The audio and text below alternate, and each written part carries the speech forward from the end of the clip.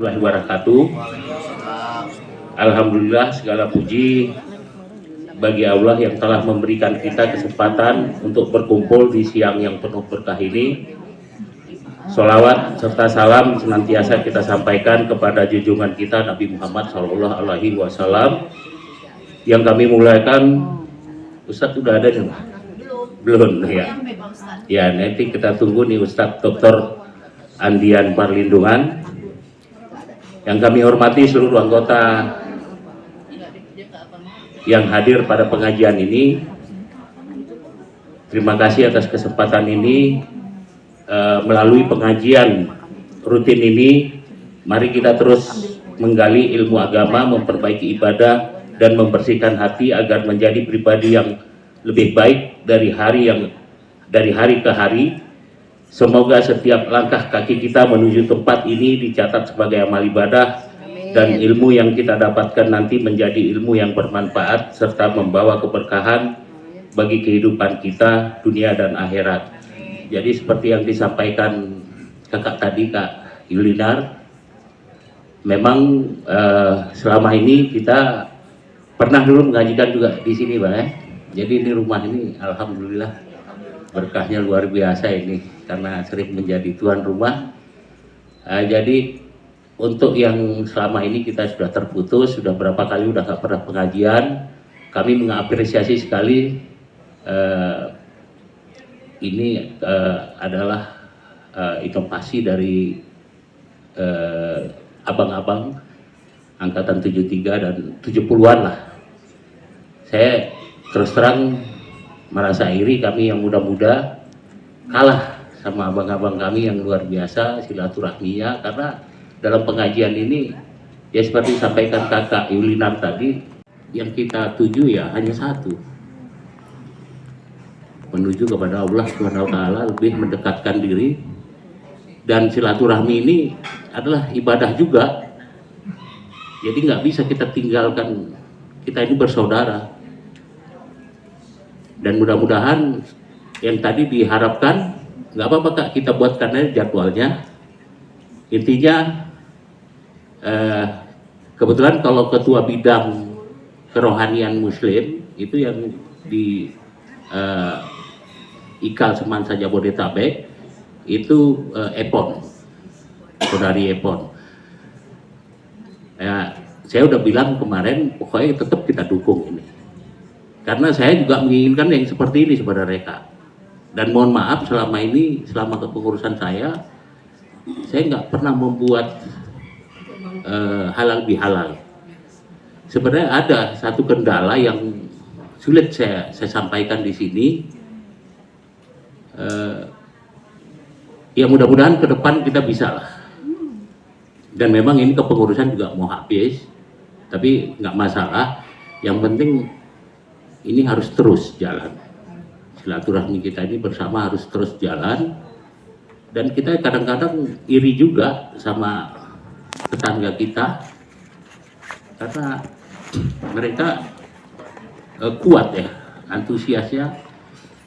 Dan mudah-mudahan lah kita juga bisa menjadi yang, sebenarnya kita banyak, tapi saya bingung kalau udah ada mau acara, saya juga mau mengadakannya jadi bingung juga.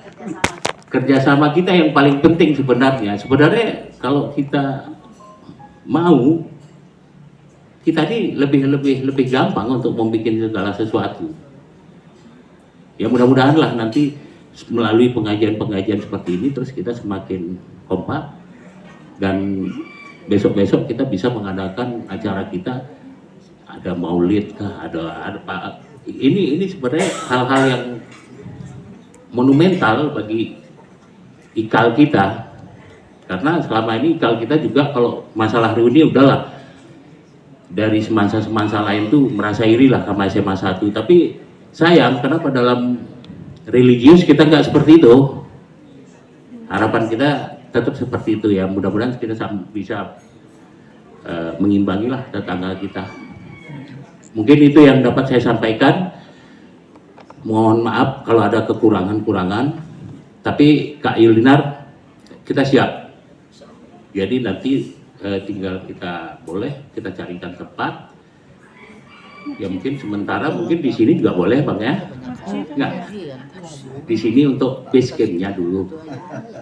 Base camp nanti ke depan kita cari tempat seperti hari itu ada di Masjid Bakri. Itu nanti bisa kita jadikan basis kita. Tempat itu terus kita ambil aja per rutin supaya kita rutin. Karena penting sekali ini silaturahmi kita ini. Dan ini adalah salah satu ibadah kita sesama kita muslim. Mungkin itu yang dapat saya sampaikan. Wabillahi taufiq wal hidayah. Wassalamualaikum warahmatullahi wabarakatuh. Waalaikumsalam warahmatullahi wabarakatuh. Alhamdulillah, terima kasih Bang Tris sebagai Ketua IKL Semansa. Untuk selanjutnya sambil menunggu waktu zuhur, kita lanjutkan dengan sambutan satu lagi untuk saudara kita Ketua Pengajian Bang Haris. Dipersilakan. Assalamualaikum warahmatullahi wabarakatuh. Yang pertamanya kami hormati Bang Nasri Sebayang serta Ibu Cici, yang kami hormati semua rekan-rekan alumni Semansa 73 dan lainnya. Jadi alhamdulillah pada hari ini kita masih diberi nikmat, sehat, bisa berkumpul di tempat yang berbahagia ini, di tempat yang enak ini. Ya, barokah, amin. Jadi kepada Bang Nasri dan Kak Cici ini, saya salut lah. Terima kasih banget yang selalu bersedia meluangkan waktu, tempat, tenaga, dan pikiran. Rasanya untuk acara ini aja kami sudah datang ke sini beberapa kali. Artinya kesediaannya, kelapangan hatinya untuk menerima kita ini, dan hari ini kita bisa berkumpul bersama-sama dalam rangka pengajian ini. Ya, terima kasih. Dan mudah-mudahan di acara berikutnya seperti kata Bang Tri tadi bahwa kita bergilir lah. Ya. Kita bergilir, mungkin apa 2 bulan lagi, apa 3 bulan lagi di tempat siapa yang bersedia, kita tetap melaksanakan pengajian ini secara konsisten seperti kata Pak Ketua tadi. Kita iri dengan yang sebelah katanya. Nah makanya ayo kita bersemangat supaya acara ini tetap bisa berjalan, apa 2 bulan sekali atau 3 bulan sekali. Ya, wah ini teman saya ini Mazlan, alhamdulillah begitu semangatnya dia datang, ya teman SMA, dan ini sepupu saya ini Pak Mazlan ini. Terima kasih Mazlan. Nggak dibilang bapak dia. Mazlan aja, udah dari dulu manggilnya Mazlan, sampai sekarang tetap Mazlan. Sehat ya? Tuh semangatnya Mazlan datang untuk bersama-sama mengikuti acara pengajian ini.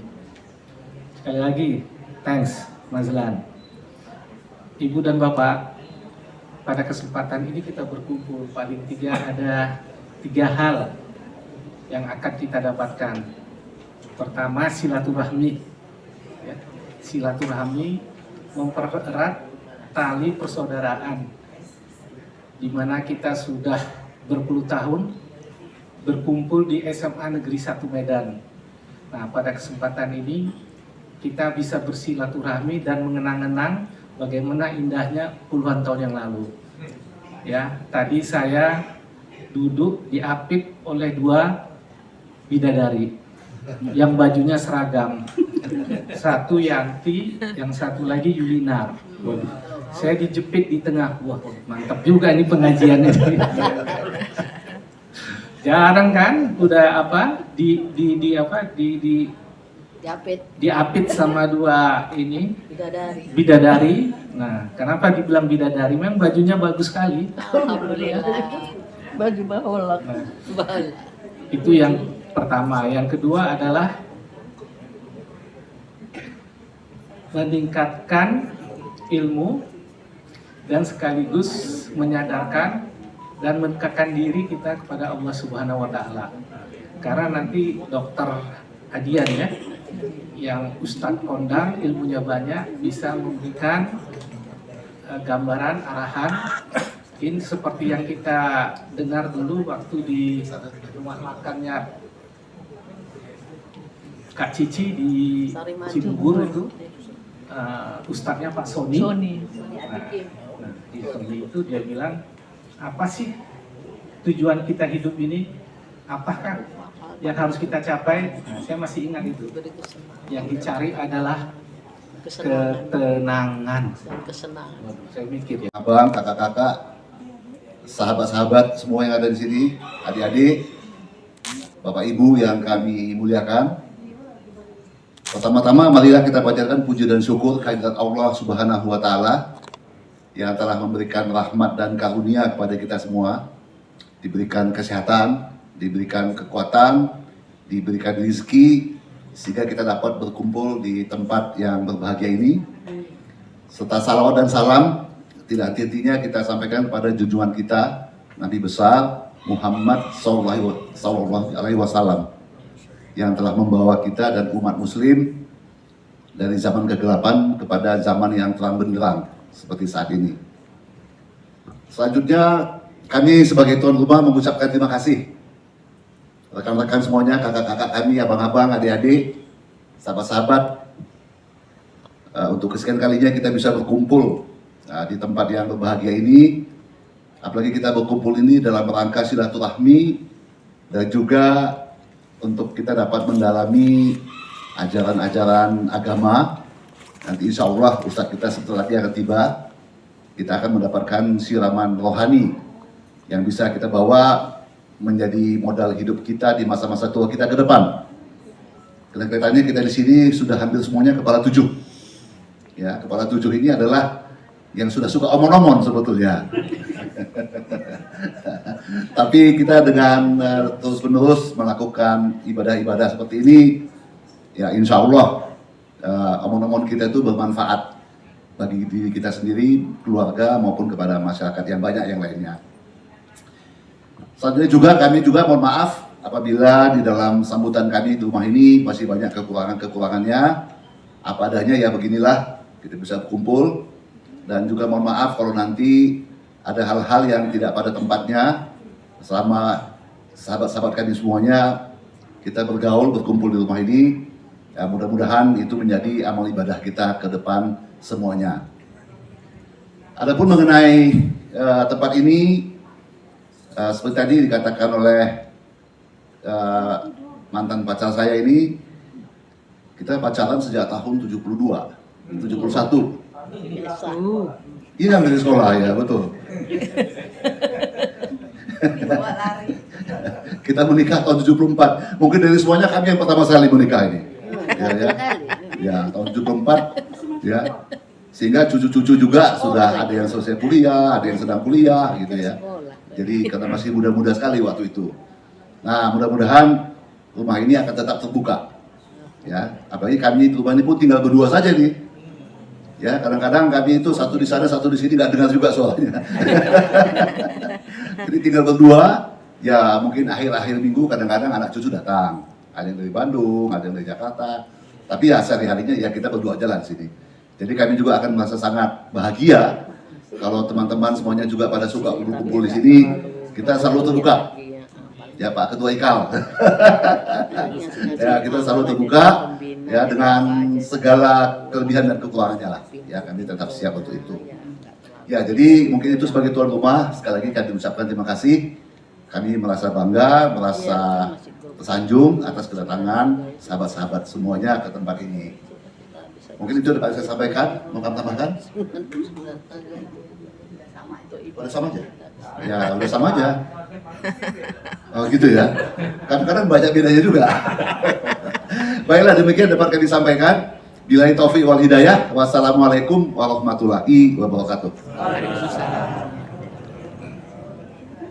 Terima kasih, alhamdulillah, Dr. Luwo, Bang Nasri, Kak Cici. Alhamdulillah juga kita bersyukur bahwa rumah Kak Cici dan rumah Bang Nasri terbuka untuk kita. untuk kita kumpul-kumpul. Insya Allah acara-acara selanjutnya kita bisa bertempat di sini. Alhamdulillah azan udah terdengar, kita bisa sholat berjamaah bersama. Mungkin bapak-bapak di sini ya, ibu-ibu mungkin ada di musola. Terima kasih semuanya yang hadir hari ini, untuk kakak-kakak, abang-abang dan adik-adik yang telah hadir untuk acara selanjutnya. Hadirin yang dimuliakan Allah, tibalah kita pada acara inti, yaitu penyampaian ceramah dan kajian yang mungkin nanti ada sesi tanya jawab juga yang akan disampaikan oleh Ustadz kita Dr. Andian Parlibungan. Adapun tema ceramah dan kajiannya adalah titik kesadaran dan titik kemenangan. Akan saya sampaikan juga bahwa Pak Ustadz Dr. Andian Parlibungan juga sudah mengarang beberapa buku. Buku ini adalah buku yang sangat mungkin bermanfaat dan sangat-sangat bermanfaat buat kita semua. Adapun karangan beliau adalah Islamic Quantum Attraction atau membuka rahasia keagungan sunatullah. Dalam buku lainnya juga ada titik balik jiwa, menyembuhkan luka batin dengan kekuatan ilahi. Mungkin nanti kalau perlu bukunya Pak Ustadz bisa menjelaskan. Untuk tidak berlama-lama, kami persilahkan Pak Ustadz Dr. Andian Parlibungan untuk menyampaikan ceramah dan kajiannya. Terima kasih, kami persilahkan.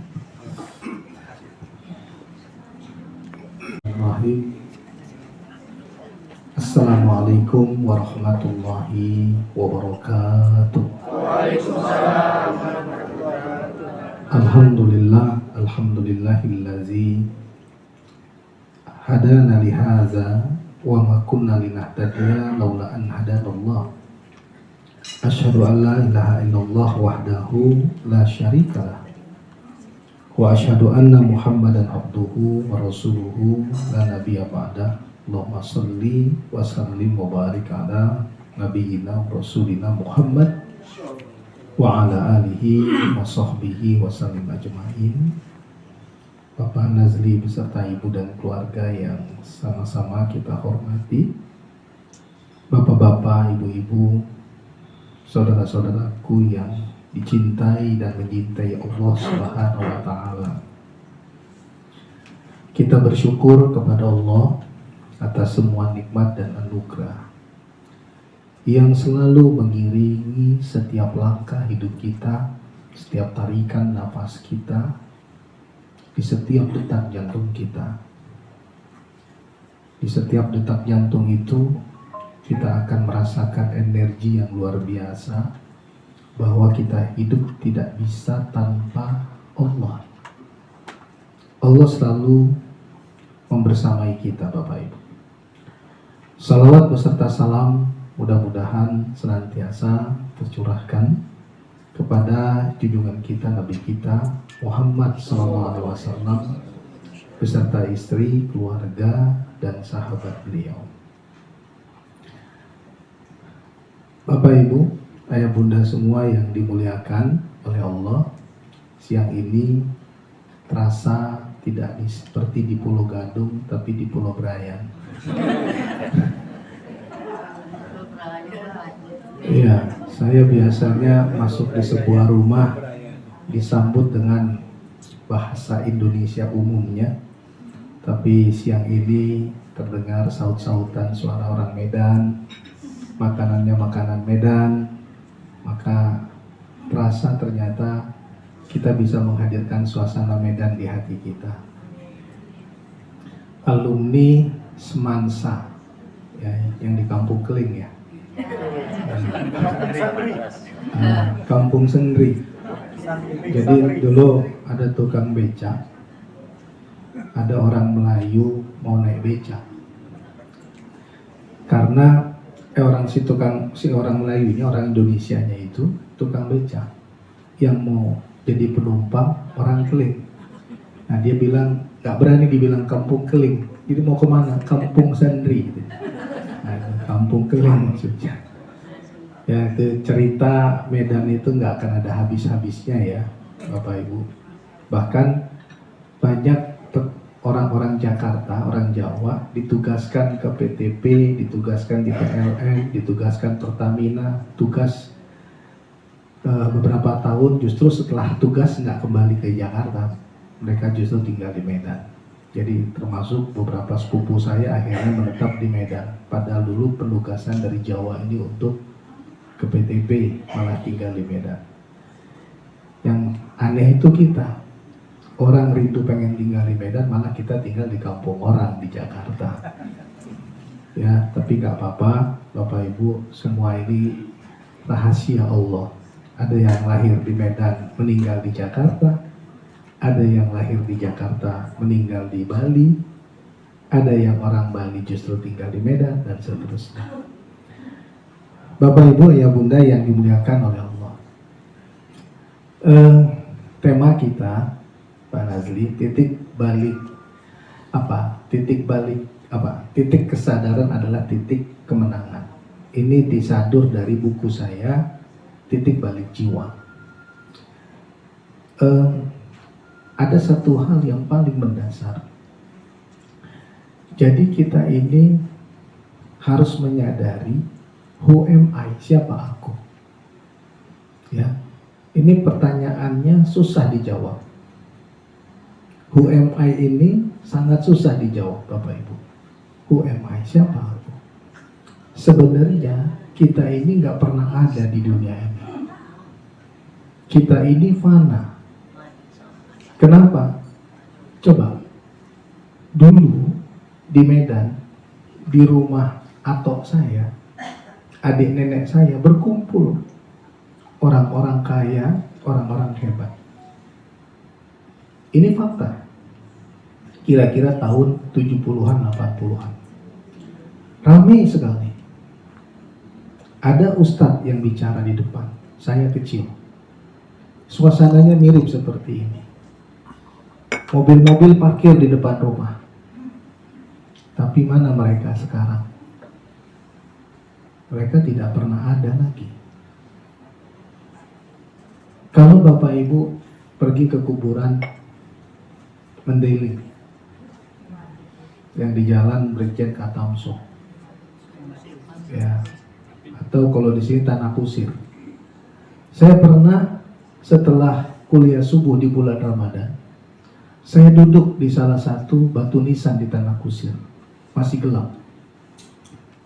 Saya duduk di situ, tenang, damai di situ. Ya. Tapi apa yang saya lihat? Apa yang saya rasakan? Di Tanah Kusir itu, di kuburan Mendeling itu, di semua kuburan itu, ada orang kaya, ada orang sederhana. Ada kiai, ada muridnya. Ada pejabat, ada rakyatnya. Di kuburan itu. Ada artis yang dulu diteriakin di panggung, ada fansnya di situ. Artisnya ada, fansnya ada, dosennya ada di situ, muridnya ada di situ, jenderal ada di situ, prajuritnya ada di situ. Jadi kalau kita cerita who am I itu, udah bukan lagi aku dosen, aku jenderal, aku kiai, aku dokter, nggak ada. Kenapa? Semua sudah sama. Nah itulah yang disebut dengan who am I? Siapa aku? Jadi Rasulullah SAW mengatakan, kun fid dunya ka'annaka gharibun aw abiru sabil. Jadilah kamu di dunia ini seperti orang asing ataupun orang yang sedang menyeberang. Jadilah kamu di dunia seperti orang asing ataupun orang yang sedang menyeberang, orang yang sedang melintas.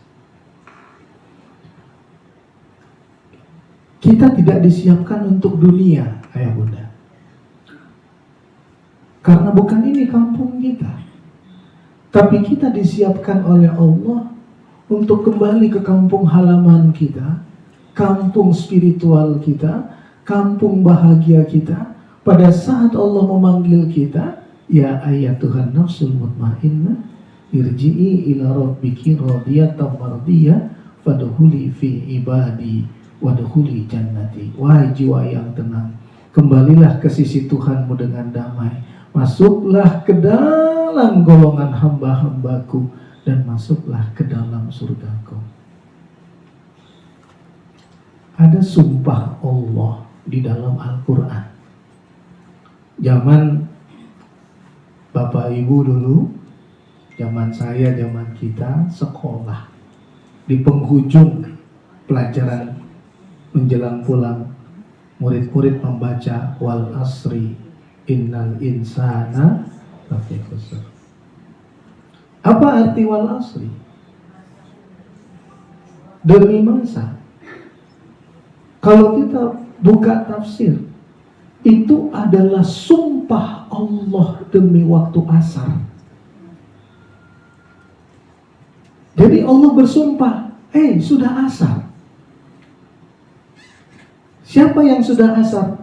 Bukan yang 70 tahun saja. Bahkan yang 5, 6, 7 tahun pun gak ada yang tahu rahasia kematian. Tapi kita yang sudah berada di injury time ini harus lebih menghayati ayat ini. Maksudnya apa? Wal asri innal insana lafi khusr. Sudah berada di waktu asar, di penghujung waktu kehidupan, menjelang terbenam matahari, manusia dalam kerugian. Jadi ada orang sudah umurnya senja, injury time. Kalau bola itu justru injury time itu masa-masa yang betul-betul perjuangannya luar biasa. Karena berada di injury time, innal insana lafi khusr, sesungguhnya manusia dalam kerugian. Sudah menjelang terbenam matahari, nggak punya amal. Maka illalladzina amanu wa amilus solihati wa tawassaw bil haqqi wa tawassaw bis sabr. Benar. Maksudnya apa? Jadi sebetulnya ini ada bahasa yang sederhana. Sesuatu yang paling berharga Allah berikan kepada ayah bunda adalah waktu. Waktu. Sesuatu yang bernilai dari kita yang dinilai oleh Allah, amal soleh. Sesuatu yang paling dekat dengan kita, kematian. Apa yang paling berharga? Waktu. Orang-orang di ruang ICU sekarang argonya jalan. 2 minggu 700 juta, 10 hari 550 juta. Itu rumah sakit swasta itu. Artinya apa?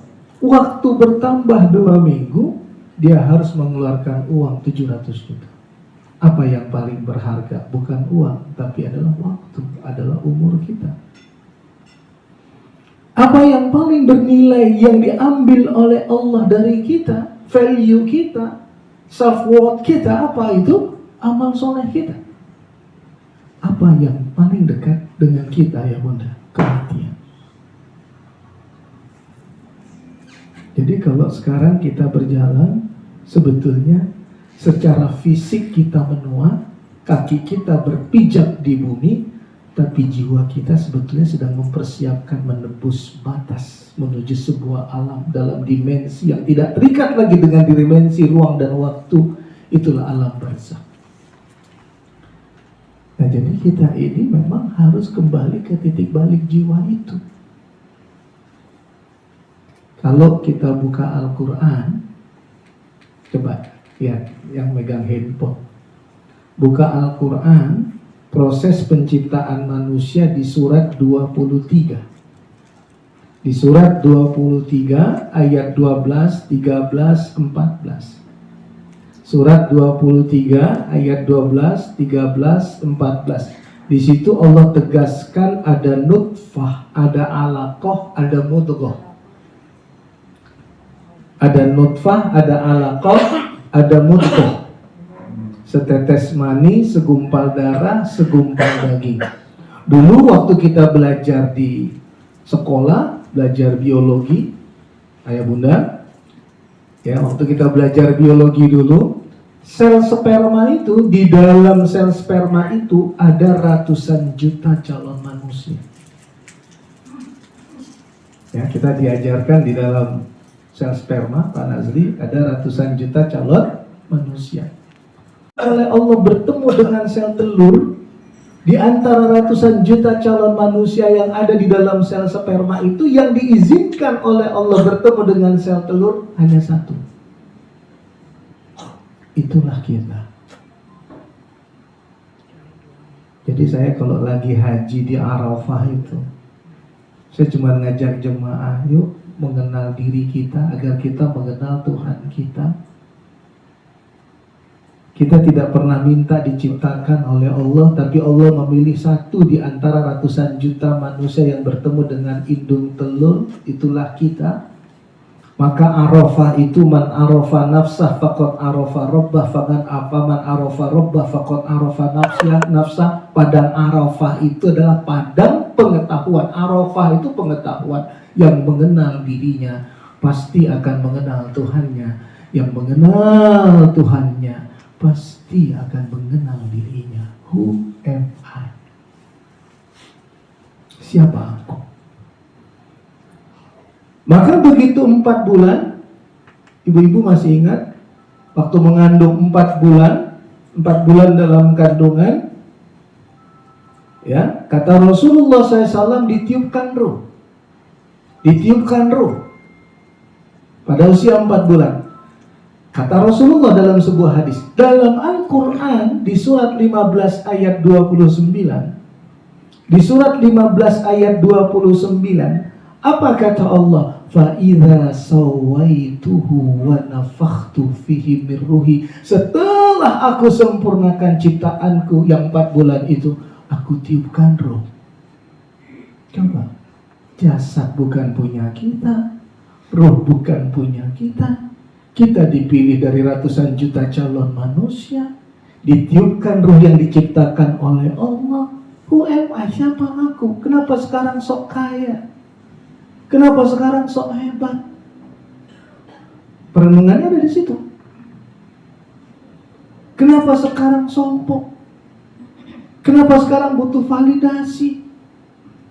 Saya nggak cerita ayah bunda, saya bicara umumnya kita, manusia. Who am I? Siapa aku? Setetes mani menjadi segumpal darah, menjadi segumpal daging, dibentuk oleh Allah 4 bulan dalam kandungan, ditiupkan ruh oleh Allah. Di surat 7 ayat 172, di surat 7 ayat 172, sebelum ruh ditiupkan, ruh udah mengenal Allah. Artinya bayi yang ada dalam kandungan 4 bulan itu adalah bayi yang sudah cerdas secara spiritual. Kenapa? Karena ruhnya sudah mengenal Allah. Di surat 7 ayat 172 kata Allah kepada ruh kita, alastu birabbikum, bukankah aku adalah Tuhanmu? Bukankah aku adalah Tuhanmu? Kemudian ruh kita mengatakan, ya Allah, kami bersaksi engkaulah Tuhan kami.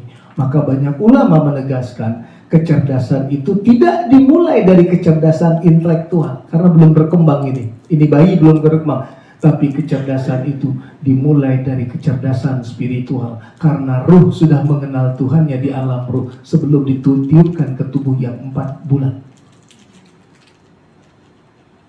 Jadi subhanallah, kalaulah kita sadar kita ini terus terkoneksi dengan Allah, terhubung dengan Allah, satu frekuensi dengan Allah, beresonansi dengan Allah. Bahasa orang teknik elektro, resonansi. Resonansi itu seperti garpu tala. Kalau garpu tala dibenturkan, maka garpu tala yang lain bergetar. Itu benda. Benda kalau dibenturkan, garpu tala dibenturkan, garpu tala yang lain bergetar. Bayangkan jiwa kita. Ayah bunda, jiwa kita ini dekat dengan Allah. Jiwa kita ini terhubung dengan Allah. Nah, kalau kemudian di dalam perjalanan hidup kita, Allah perintahkan kita ibadah. Hambaku beribadahlah kepadaku, sembahlah aku. Itu sebetulnya adalah Allah mengajak kita berkomitmen dengan janji kita di alam itu. Maka orang-orang yang tidak terhubung dengan Allah tersesat. Kenapa? Pelanggaran terhadap janji setianya kepada Allah. Nah, di hari senja, umur 50 tahun ke atas, startingnya itu sebenarnya 40 tahun ke atas startingnya. Tapi faktanya secara kehidupan umur 50 tahun ke atas, nah itu harus selalu menjaga koneksinya dengan Allah. Pertama dengan apa? Ibadah. Ibadah itu bukan hanya bukti ketaatan kita kepada Allah. Ternyata ya Bunda, ibadah itu adalah jalan pulang kita. Iyyaka na'budu wa iyyaka nasta'in. Ya Allah, hanya kepadamu-lah kami menyembah dan hanya kepadamu-lah kami memohon pertolongan, ya Allah. Ada kewajiban ibadah yang kita kerjakan, yang notabene itu adalah pengabdian kita kepada Allah, tapi secara rohani, secara spiritual, itu adalah jalan pulang kita kepada Allah. Nah, di usia ini pengen sehat kan ayah bunda? Tenangkan hatinya, tenangkan pikirannya, ya, tenangkan hatinya, jernihkan pikirannya, pasti akan selalu terhubung dengan Allah. Apa ayatnya? Ali Imran ayat 190, 191. Itu ya. Jadi di dalam Ali Imran ayat 190, 191 yang dikatakan oleh Allah ulul albab itu, ya, ini nggak buru-buru kan? Bisa rileks kan kita nantinya ya? Sampai tuntas, sampai isya. Yang dikatakan oleh Allah ulul albab itu, yang pertama, allazina yadhkurunallaha qiyaman wa qu'udan wa 'ala junubihim, yang mengingat Allah ketika berdiri, ketika duduk, ketika berbaring. Satu. Yang kedua, wa yatafakkaruna fi khalqis samawati wal ardh, yang memikirkan tentang penciptaan langit dan bumi, sehingga dengan kedua ini, harmonisasi ini, apa yang terjadi? Rabbana ma khalaqta hadza batila subhanaka faqina azabannar. Ya Allah, tidak ada yang kau ciptakan di muka bumi ini dengan sia-sia. Ya Allah, selamatkan kami dari siksa neraka, ya Allah. Yang pertama adalah hati, kolbu. Yang kedua adalah akal. Ya, akal ini adalah pikiran ya bunda. Nah, banyak orang dikasih kewajiban ibadah, tidak juga ibadah. Udah umur 60-70 tahun, sholat tidak, ngaji tidak, puasa tidak, obsesi dunianya masih kuat. Ada jemaah bilang ini, Ustadz, ibu saya udah kanker, umurnya udah hampir 80, tapi masih dansa. Di tanah suci Mekah, anaknya cerita, Ustadz, ibu saya sudah hampir 80. Padahal kena kankernya udah stadium 4, tapi masih dansa. Diajak ngaji susah. Udah meninggal sekarang. Orang cerdas itu, kata Rasulullah SAW, adalah orang yang selalu mengintrospeksi dirinya dan mempersiapkan diri untuk pulang. Jadi kata Rasulullah, orang yang paling cerdas itu orang yang selalu mengintrospeksi dirinya dan mempersiapkan jalan pulang. dari ibadah dia tidak. Dikasih cobaan, dikasih ujian. Ada istilahnya di buku saya itu luka batin. Bagaimana cerita tentang luka batin itu? Ayahanda Nazli mungkin usianya sekarang 70 tahun. 70 tahun.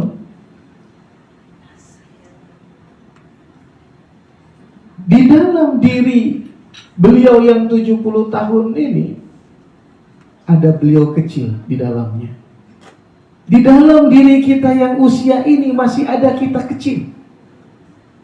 Tadi pagi saya sambil mandi, tiba-tiba ingat sama atok saya yang di Medan.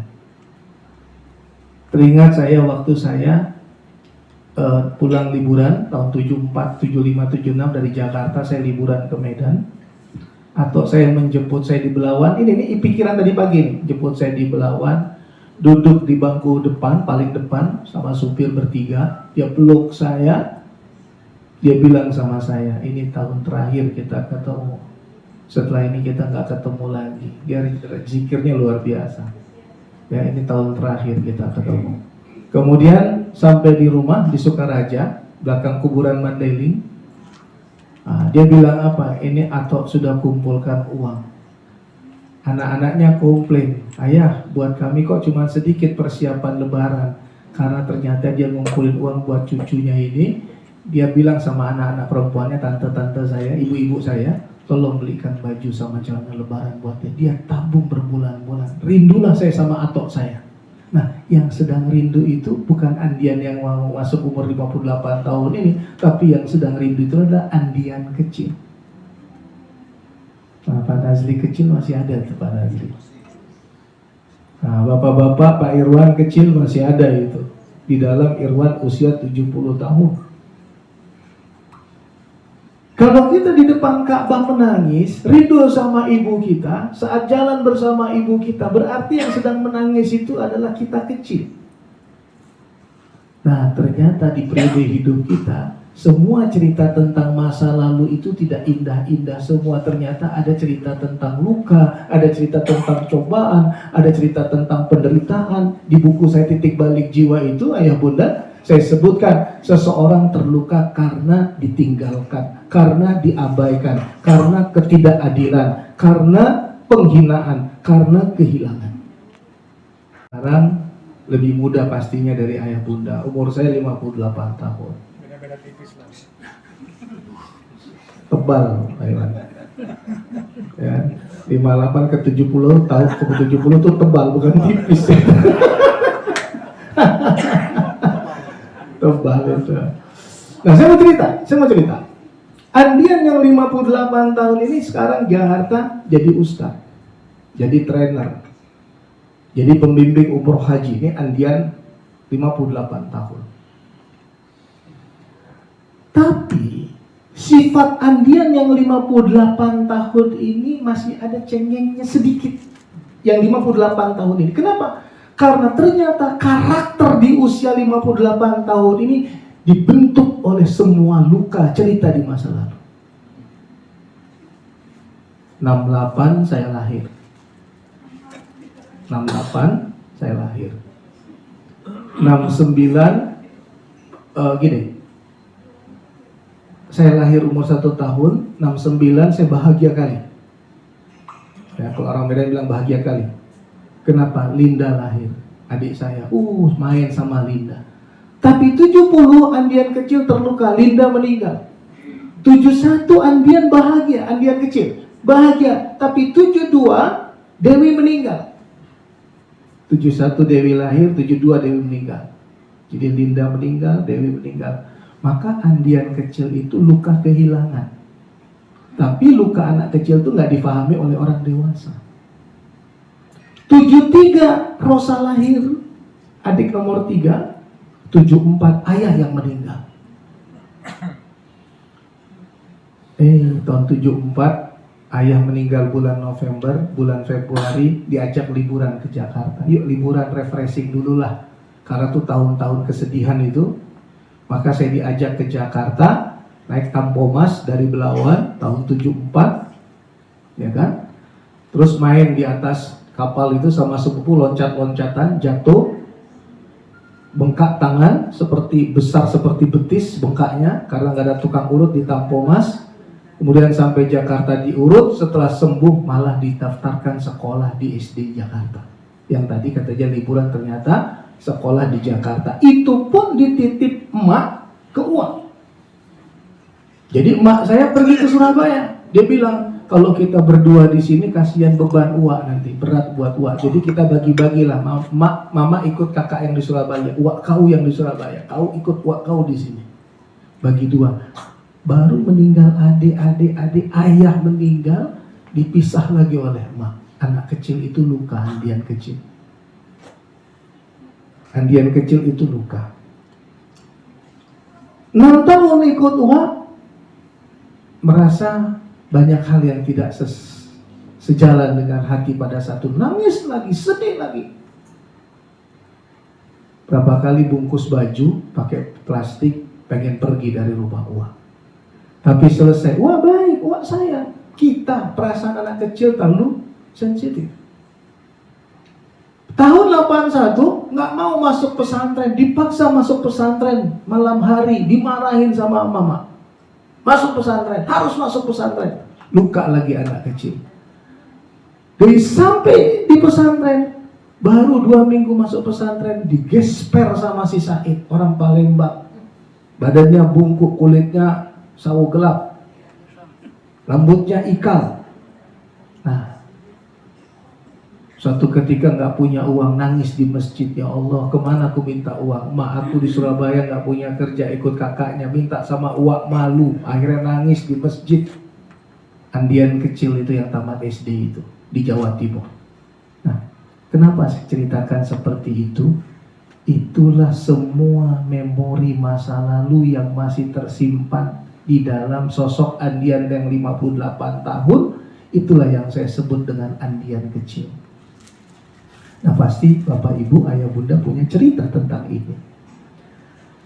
Nah, begitu dewasa, saat ini kembali ke masa lalu. Oh iya, dulu keputusan itu harus diambil. Kalau nggak diambil, aku nggak jadi orang. Tidak akan bisa mengimbangi luka yang sudah terlalu dalam masuk. Nah, apa obatnya biar kita sehat di usia senja, agar kita bisa berdamai dengan cerita kita? Pertama nih, poin pertama dulu, jangan suka menyesali semua penderitaan masa lalu. Kalau usia ini nih, jangan suka kembali menyesali penderitaan masa lalu. Yang kedua, jangan cemas hidup hari ini, Ayah Bunda. Yang ketiga, jangan takut hari esok. Ini kalau dimulai dari yang pertama, suka menyesali penderitaan masa lalu, maka pasti mencemaskan hidup hari ini, maka pasti takut dengan hari esok, overthinking. Ada nggak yang overthinking? Banyak, makanya penyakitnya GERD, asam lambung. Yang ketakutan aja hidupnya, maka penyakitnya aritmia jantung. Nah, nanti silakan baca buku kalau yang berkesempatan. Nah, bagaimana caranya? Ternyata kekuatan yang pertama itu, Ayah Bunda, iman. Iman. Di usia ini kalau mau tenang hidup, jawabannya iman. Apa itu maksudnya? Jadi kalau kita sedang diuji oleh Allah, atau kadang-kadang kembali ke masa lalu, yakinlah, berimanlah, itu cara Allah memanggil kita, mengingatkan kita, aku ada untukmu. Kan tadi dari alam ruh tadi prosesnya, bahwa ruh itu milik Allah, ditiupkan Allah ke tubuh kita. Berarti koneksi kita dengan Allah melalui alam spiritual itu. Maka pada saat Ayah Bunda diuji oleh Allah, apalagi di usia ini, maaf, banyak problem orang tua apa sekarang? Menantu tidak sesuai harapan. Ini yang saya dapat di masyarakat ya. Anak lebih sayang sama pasangan daripada sama orang tua. Udah tua sering dilupakan. Udah, jangan sedih. Apa kata Allah? Aku ada untukmu, kata Allah. Aku hadir untukmu, kata Allah. Al-Baqarah 186. Wa iza Sa'alaka ibadi anni fa inni qarib. Muhammad sampaikan kepada hambaku, jika mereka bertanya kepadamu tentang aku Muhammad, katakan aku dekat. Jadi ketika kita diuji oleh Allah, dicoba oleh Allah, sebetulnya Allah sedang mengingatkan kita, hambaku, aku dekat. Aku bersamamu, hambaku. Apalagi di usia senja. Aku ada untukmu, kata Allah. Ujibu da'watad da'i iza da'ani falyastajibu li wal yu'minu bi. Aku kabulkan permohonan hamba-hambaku yang memohon kepadaku dengan 2 syarat. Yang pertama, menjalankan perintahku, dan yang kedua, beriman kepadaku. Jadi tidak ada luka tanpa hikmah. Tidak ada cerita derita tanpa hikmah. Tidak ada satu ayat dalam Al-Quran, ayah bunda. Tidak ada satu ayat dalam Al-Quran yang Allah menekankan, menjelaskan bahwa hidup tanpa luka, hidup tanpa cobaan, hidup tanpa turbulence. Cari, kalau ada dalam Al-Quran, tidak ada. Yang ada adalah Allah membersamai kita pada saat kita terluka. Allah membersamai Bapak Ibu, Ayah Bunda pada saat menghadapi turbulence. Apa itu? Wa idza sa'alaka ibadi anni fa inni qarib. Ujibu da'watad da'i idza da'ani falyastajibu li wal yu'minu bi. Sedekat apa kita? Coba rasakan pakai hati, sedekat apa kita dengan Allah? Dijawab oleh Allah di surat 50 ayat 16. Sedekat apa kita dengan Allah? Dijawab oleh Allah di surat 50 ayat 16. Apa kata Allah? Walaqad khalaqnal insan wa na'lamu ma tuwaswisu bihi nafsu wa nahnu aqrabu ilaihi min hablil warid. Kami yang menciptakan manusia, kami tahu suara hatinya karena kami lebih dekat dari urat lehernya. Subhanallah. Coba. Kami yang menciptakan manusia, kami tahu suara hatinya karena kami lebih dekat dari urat lehernya. Nah, gimana cara dekat dengan Allah di usia ini? Kalau udah, kenapa gini? Kenapa ada usia pensiun? Bapak-bapak, kenapa ada usia pensiun? Itu artinya ininya dikurangin, ininya diaktifin. Kan udah gak kerja lagi nih, noise-nya sudah harus dikurangin, kebisingan, urusan kantor, urusan ini dikurangin, ininya diaktifin. Dalam teori neuroscience tuh nggak bahas kolbu. Kalau kita buka literatur neuroscience, dia nggak bahas kolbu, dia membahas pikiran sadar, pikiran bawah sadar. Tapi kalau Islam dan tasawuf itu membahas kolbu. Maka usia senja itu ini dikurangin, overthinking, negative thinking biar tidak lelah. Ininya diaktifin. Nah, bagaimana mengaktifkan ini dalam teori neuroscience? Jangan sering-sering berada di gelombang otak beta. Gelombang otak beta itu gelombang otak sibuk. Harusnya seumur ini biar badannya sehat, pikirannya tenang, gelombang otaknya harus di alfa dan di theta. Mana yang bisa dikendalikan, kendalikan. Mana yang nggak bisa dikendalikan, serahkan sama Allah. Tidak semua kenyataan hidup itu sesuai dengan ekspektasi kita, sesuai harapan kita. Itu. Menantu ternyata nggak sesuai dengan harapan kita. Anak setelah menikah ternyata nggak sesuai harapan kita. Keadaan teman-teman yang dulu akrab ternyata tidak sesuai harapan kita. Ada harapan, kenyataan-kenyataan yang tidak sesuai dengan harapan. Berdamailah dengan takdir. Tidak semua kita kendalikan. Tidak semua kita kendalikan. Bagaimana cara berdamai dengan takdir? renungkan, Bapak Ibu, Ayah Bunda, renungkan ayat Al-Quran pada saat posisi gelombang otaknya di alfa, jangan di beta. Beta tuh tadi nih, tadi tuh saya kesini nyari jalan, kecepatan pula tadi kesini, jam 10 udah sampai di mana tadi? Jam 10 di Cempaka Budi. Akhirnya saya telepon Ustadz Bakhtiar Nasir, sahabat saya dari Gontor, karena rumahnya nggak jauh dari sini. Ketemu dulu sama Ustadz Bakhtiar Nasir, ngobrol-ngobrol dulu tadi, baru setelah itu saya kesini. Tapi pas lihat jam lah, ini udah telat zuhurnya, sholat zuhur di masjid, baru saya kesini. Waktu cari alamat, telepon tukang AC masuk, saya servis AC di rumah. Pak, udah selesai servis AC-nya Pak. Oh ya. Terus tukang wifi masuk pula. Pak, ini catatan laporan Bapak yang tadi malam. Ah, itu gelombang otak sibuk namanya. Namanya gelombang otak beta. Gelombang otak apa? Beta. Yang di dapur, Ibunda Nazli tadi, Ibu Nazli di dapur, kuprak-kaplik, tamu mau datang, pasang karpet. Kalau diajak ngobrol pasti nggak nyambung. Dalam tanda petik gini, kalau dia ngobrol, Ma, aku mau gitu, nanti deh Mama lagi sibuk banget, nanti. Nah itu berarti gelombang otak sibuk, namanya beta. Jangan sholat pada saat gelombang otak beta. Badan di atas sajadah, tapi jiwa kita di mana-mana.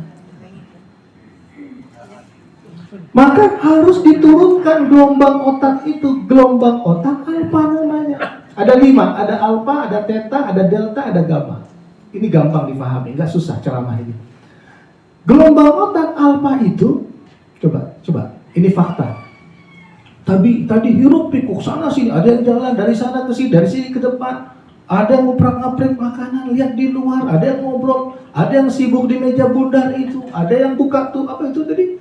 Tempat-tempat lauk, ada yang ngobrol. Itu beta semua. Tiba-tiba begitu pengajian dimulai, semua ada di alfa. Tenang, gak ada suara. Kok rileks? Kok kerilis nih? Cerita luka masalahku kok kerilis nih? Kok mulai tenang? Itu gelombang otak buat ayah bunda saat ini. Kalau dipakai alat indah itu, gelombang otaknya alfa. Gelombang otaknya sekarang alfa nih, tenang gitu. Pada saat sholat, gelombang otak beta itu sibuk medsos, sibuk bermedsos ria. Nah, kalau gelombang otak theta itu ketika di puncak kehusyuan sholat, di puncak kehusyuan zikir. Ada orang-orang yang merasa sholat di depan Ka'bah, padahal sholat di kamar.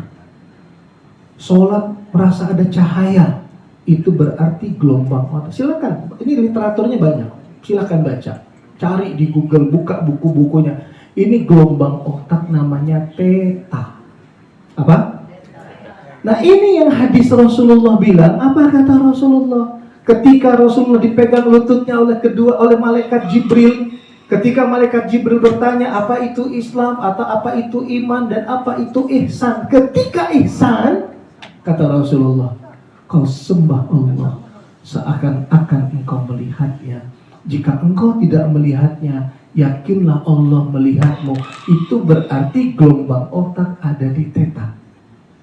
Ciri khasnya apa? Ciri khasnya khusyuk, tenang. Ciri khasnya nih, damai, bahagia.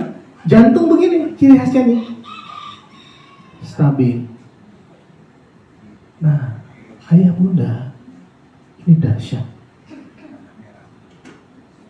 Maka kurangi noise-nya, kurangi hiruk pikuk di dalam pikirannya. Kenapa? Karena itu gelombang otak beta, itu bikin badan kita lelah di usia ini. Udah, urusan yang gak bisa kita urus, serahkan sama Allah. Yang bisa kita urus, kendalikan. Yang gak bisa, serahkan sama Allah. Itulah yang tawakal itu. Maaf, itu mengakses pikiran bawah sadar kita. Disitulah kita mengatakan, tidak akan menimpa aku sesuatu kecuali yang ditakdirkan Allah kepadaku. Surat 9 ayat 51 tadi. Diulang-ulang, diafirmasi, tidak akan menimpa aku sesuatu kecuali yang ditakdirkan Allah kepadaku. Itu langsung yang overthinking itu terpatahkan itu semuanya. Tuh besok gimana? Besok gimana? Kalau kejadian kayak gini aku cemana? Nah, cemana pula lagi. Apa kali pun? Macam sok paten kali. Cemana besok? Ya cemana lah. Gitu. Ya itu ciri khas orang overthinking itu cemana besok. Kayak mana lah ya? Kali pun belum terjadi. Itu ciri khas orang overthinking. Nah, dipatahkan oleh Allah di surat 9 ayat 51.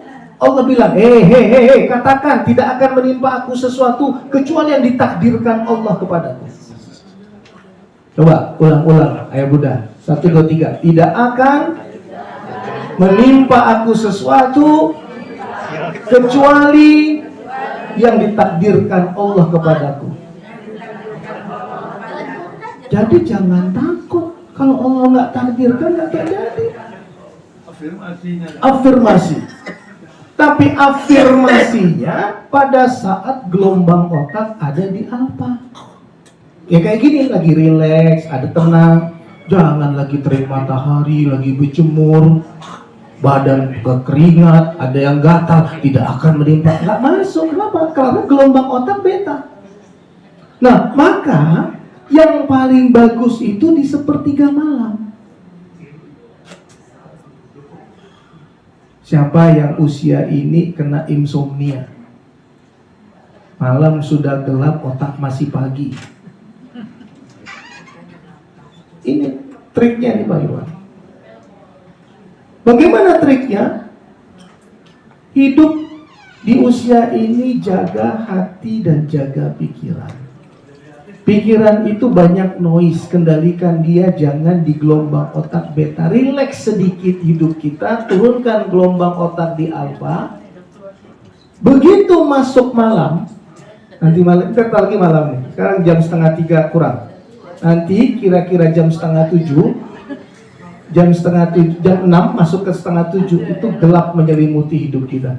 Ingat, pada saat gelap itu di buku neuroscience itu, buku-buku neuroscience itu gelombang otak begitu turun di alfa, nggak semua manusia, cuman kita orang Islam. Kenapa? Ada sholat maghrib, ada sholat isya, itu gelombang otak turun alfa theta.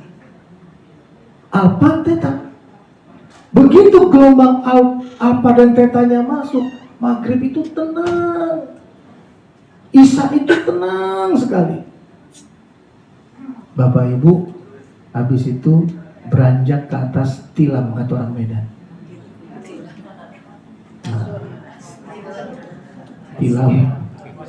Tilam itu yang kapuk-kapuk itu aja. Yang dulu di gang-gang Medan tuh pakai sepeda. Apa yang terjadi? Gelombang otak sudah turun di alfa theta, malam sudah gelap. Buka di Google nanti di rumah. Malam itu mengaktifkan kelenjar pineal. Kalau ada psikolog, dokter di sini pasti paham. Malam, suasana malam itu mengaktifkan kelenjar pineal. Kelenjar pineal itu seperti beras kecil di tengah kepala, di garis nih, kalau di garis nih kepala kita di garis gini dari atas ke belakang, di tengah-tengah itulah kelenjar pineal. Kelenjar pineal itu menurut sebagian kalangan orang-orang spiritual, orang-orang yang aktif di dalam dunia meditasi dan lain-lain itu, kelenjar pineal itu mata keenam, mata batin. Hebat kan? Islam mengajarkan kita bangun di sepertiga malam. Di saat gelombang otak kita ada di theta, kita sholat malam, kelenjar pineal kita aktif. Ternyata saya baca literatur, kelenjar pineal itu pabriknya hormon melatonin. Kelenjar pineal itu adalah pabriknya hormon melatonin. Hormon melatonin itu apa? Sistem imun tubuh, antioksidan tinggi. Jadi pada saat seusia kita ininya sudah berkurang, ininya aktif, sholatnya sampai di level kehusyuan, apalagi di sepertiga malam, subhanallah, kolbu di atas logika, dominasi hati di atas logika, maka lebih banyak apa? Ketenangan, kedamaian, kebahagiaan. Dan kalau sudah begitu, apa yang terjadi? Hormon endorfin diproduksi oleh hipotalamus. Hormon endorfin itu morfin. Kalau ada polisi di sini pasti paham. Endorfin itu morfin. Morfin yang ada di tubuh kita diproduksi oleh hipotalamus. Maka kenapa usia harapan hidup di Indonesia sekarang tembus ke 70 tahun? Karena sholat, karena zikir, karena baca Quran.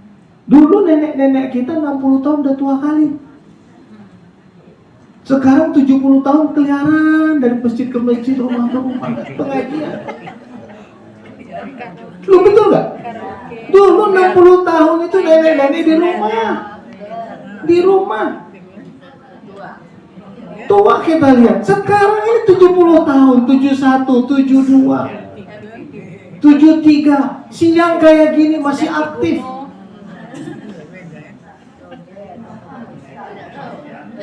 Pertanyaan. Kalau sedang hati senang, fisik lelah apa tidak? Nah, itulah hormon. Hati senang itulah hormon namanya. Hormon namanya kalau terkait ibadah hormon endorfin, kalau terkait silaturahim semansa ini, rindu kumpul hari ini, pastinya hari yang ditunggu-tunggu, itu mengaktifkan hormon serotonin dan oksitosin. Itulah yang disebut dengan hormon cinta. Nah, penelitian di Amerika menyebutkan orang-orang yang bahagia itu lebih panjang usianya.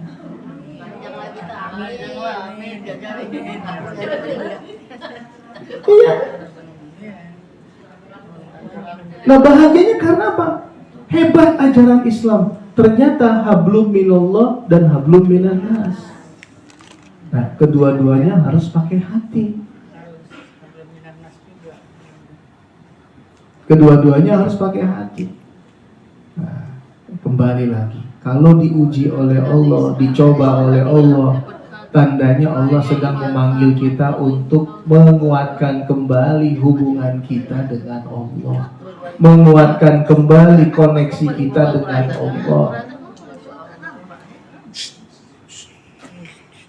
Yang namanya ujian hidup itu keniscayaan. Tidak ada manusia yang tidak pernah diuji oleh Allah. Di usia ini ketika diuji oleh Allah, berarti pulanglah, kembalilah, berserahlah kepada Allah, yakinlah kepada Allah. Nah, kalau tidurnya udah seperti tadi, tenang, rileks, bisa menetralisir luka, walaupun memorinya tetap ada, ya, hidup ini bahagia. Nah, di titik inilah muncul yang namanya titik kesadaran, who am I and who is my God. Yang mengenal dirinya pasti mengenal Tuhannya. Yang mengenal Tuhannya pasti yang mengenal dirinya. Kalau sudah kenal diri dan kenal Tuhan, semakin jernih melihat jalan pulang yang sesungguhnya. Oh, ternyata kematian itu indah. Jadi kalau di usia ini jangan takut kematian, karena sungguhnya kematian itu adalah sesuatu yang indah. Apa kata Allah dalam Al-Quran?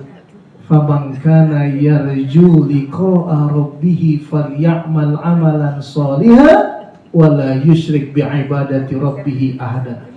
Barang siapa yang ingin bertemu dengan Tuhannya, hendaklah dia melakukan amal soleh dan tidak menyekutukan Allah dengan segala apapun. Ada jemaah saya, Ustaz, jemaah saya cerita, Ustaz, suami saya menjelang kematiannya, Ustaz, dia bilang keluar dari ruang ICU, keluar dari ruang ICU, dia bilang sama saya dan keluarga besar, kalian tadi malam sudah lelah nunggu saya. Sekarang kalian pulang, mandi-mandi, bersih-bersih. 3 jam dari sekarang, segera mandi, pulang, bersih-bersih, dan kembali lagi. Ya, 3 jam dari sekarang. Aku tunggu bunda di surganya Allah. La ilaha illallah Muhammad Rasulullah. Suami aku wafat dalam pelukan aku, Ustadz, dengan melihat tempat yang akan dia tuju. Jadi kematian itu bukan untuk dikhawatirkan. Adik ipar saya baru saja wafat 1,5 bulan yang lalu.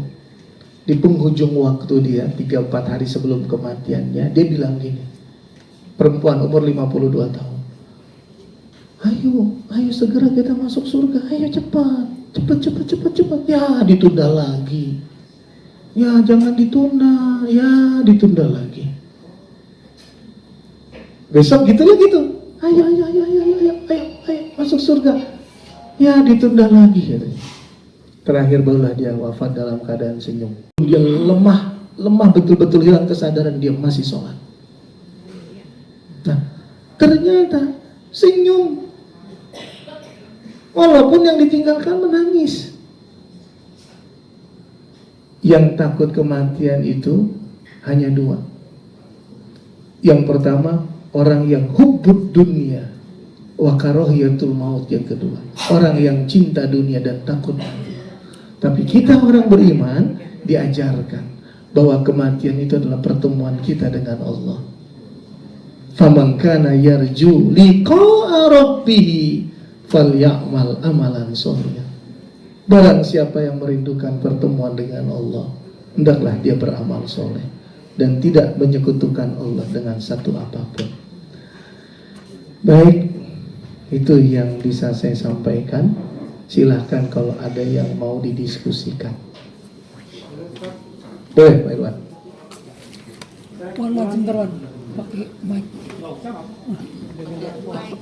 Itu disebutkan sesungguhnya pada siang hari engkau sangat sibuk dengan urusan yang panjang. Tapi sebelumnya di ayat 6, sungguh bangun malam itu lebih kuat mengisi jiwa dan bacaan itu lebih berkesan. Ya Ustaz. Nah, kategori untuk sholat malam ini kan sekarang subuh 4:45. Jadi kalau kita bangun jam 4 masih sempat tahajud kan? Apakah itu dikategorikan sepertiga? Atau jam 2 itu dikatakan sepertiga?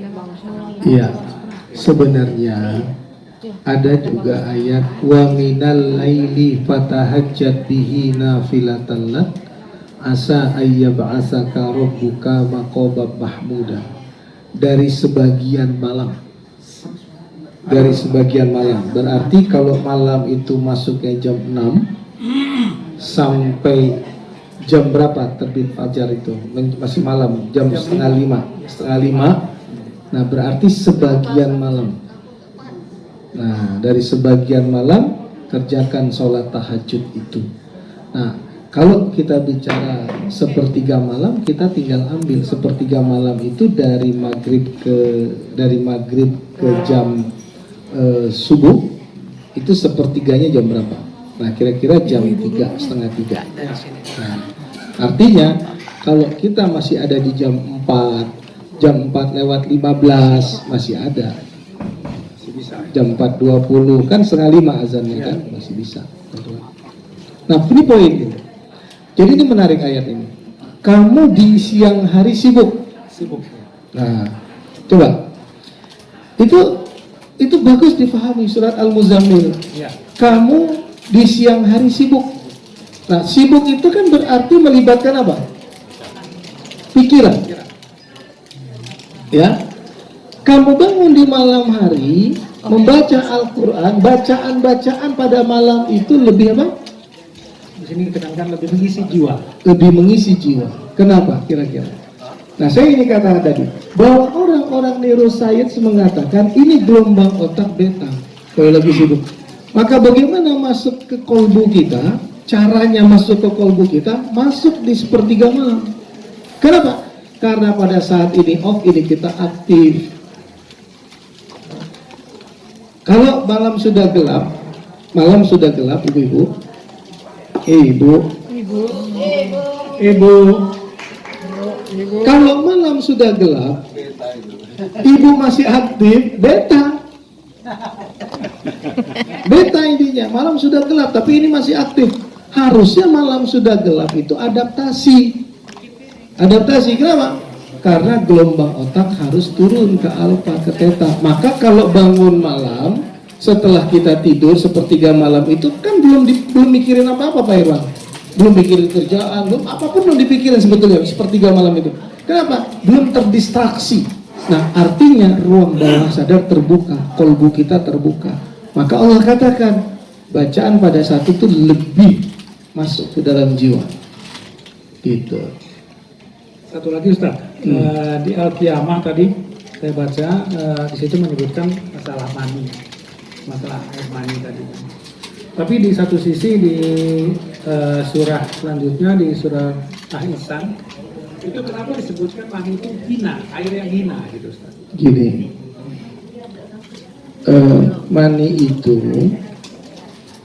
mani itu kan sesuatu yang suci. Saya ulang ya, air mani itu, ibu-ibu kalau ngobrol bisik-bisik boleh? Bu, air mani itu ibu. Ya.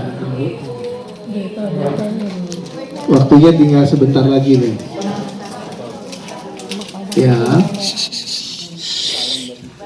Air mani itu, ini biar nggak salah paham.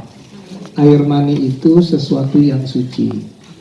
Ingat, air mani itu sesuatu yang suci. Maka di dalam fikih, kalau celana dalam kena air mandinya kering, ini hukum, nggak apa-apa kita cerita hukum. Maka dibersihkan dia, kita pakai untuk sholat sah karena air mani itu suci. Nah, masih banyak orang gagal paham. Dia pikir air mani itu adalah sesuatu yang najis. Coba, maaf, kalau air mani difahami oleh mereka sesuatu yang najis, berarti Bapak Ibu diciptakan dari barang najis. Gitu. Jadi air mani itu suci. Nah, tapi Pak Iwan, tempat keluar air mani itu hina. Tempat keluar air mani itu hina. Gitu. Ya. Jadi kalau tempat keluar air mani itu terbuka, terlihat, kan hilanglah nilai diri manusia di situ. Paham ya? Kalau di jalan-jalan kita lihat ada orang yang jalan telanjang, kan hilang nilai diri manusia di situ. Ketika tempat keluar air mani itu terlihat. Jadi esensinya air mani itu adalah suci. Kita diciptakan dari yang suci, tapi tempat keluar air mani itu hina. Gitu. Ya, baiklah. Terima kasih Ustaz. Ada lagi? Ada. Tahan, lepaskan, rileks, tenang saja. Di usia ini usia yang sangat bahagia. Tarik nafas, tahan, lepaskan. Bapak Ibu hadir di sini bukan secara kebetulan. Ini salah satu momen terindah yang Allah membuktikan bahwa di usia ini juga bisa bahagia, menyatukan langkah, menyatukan hati. Di sini kita dikumpulkan oleh Allah dengan rahmatnya. Dan suatu saat Allah menghimpun kita di dalam surganya. Tarik nafas, tahan, lepaskan. Tenang, pikirannya tenang, hatinya tenang, jiwanya sangat damai. Di setiap detak jantung ada zikir Allah, Allah. Di setiap detak jantung ada energi Allah, Allah. Dulu kita tidak tidak pernah tahu bahwa kita yang dihadirkan oleh Allah di dunia ini. Tapi waktu begitu cepat, melalui masa kanak-kanak, dewasa, dan hari ini kita menua di penghujung waktu kita, semakin dekat dengan sebuah gerbang pertemuan dengan Allah. Dulu kita nggak mengenal Allah, sekarang kita semakin mengenal, menyintainya. Dulu kita masih terobsesi dengan dunia, tapi hari ini kita sudah siap untuk pulang. Ketika Allah memanggil kita, ya ayatuhat nafsul mutmainnah, wahai jiwa yang tenang, irji'i ila rabbiki radiyatan mardiyah, kembalilah ke sisi Tuhanmu dengan damai. Fadkhuli fi ibadi wadkhuli jannati, masuklah ke dalam golongan hamba-hambaku dan masuklah ke dalam surgaku. Dulu kita gak mengenal who am I, siapa aku. Tapi hari ini ternyata kita mengenal diri kita. Dunia ini bukan apa-apa buat kita. Semua yang sudah berpulang meninggalkan anaknya, cucunya, hartanya, jabatannya, itu hanya cerita masa lalu. Masa depan itu jauh lebih indah dari masa lalu, karena sebuah pertemuan dengan Allah. Ketika Allah ridho kepada kita, rendahkan hati kita di hadapan Allah. Ingat Bapak Ibu, banyak dosa-dosa kita di masa lalu. Banyak cerita tentang duka luka di masa lalu. Tapi tidak semua orang bahagia di hari senja. Allah insya Allah sudah mengampuni dosa-dosa kita, membimbing sisa-sisa umur kita, sampai suatu saat berpisah ruh dan jasad kita. Ya Allah yang Maha Pengasih dan Maha Penyayang, Allahumma salli ala Sayyidina Muhammad wa sallim radhiyallahu kulli sahabati Rasulillah ajma'in. Alhamdulillahirabbil alamin. Kami sadar ya Allah, usia kami tidak lagi muda. Kami berada di injury time, sisa umur kami semakin senja, semakin melemah, semakin dekat dengan kepulangan. Ampuni dosa-dosa kami ya Allah. Maafkan semua kesalahan kami. Bimbing setiap detik dari usia kami. Bimbing setiap detik dari usia kami. Telah wafatkan kami husnul khatimah. Kami wafat mengenalmu. Kami wafat sadar kembali kepadamu. Ya Allah, jangan kau palingkan hati kami di penghujung usia kami.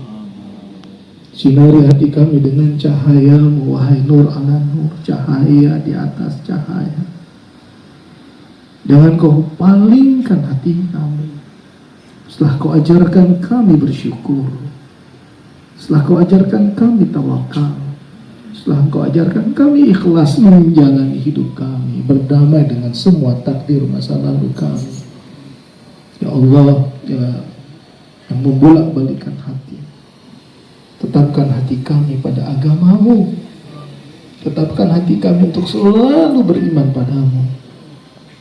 Tetapkan hati kami hidup bahagia bersamamu dan kelak wafat husnul khatimah.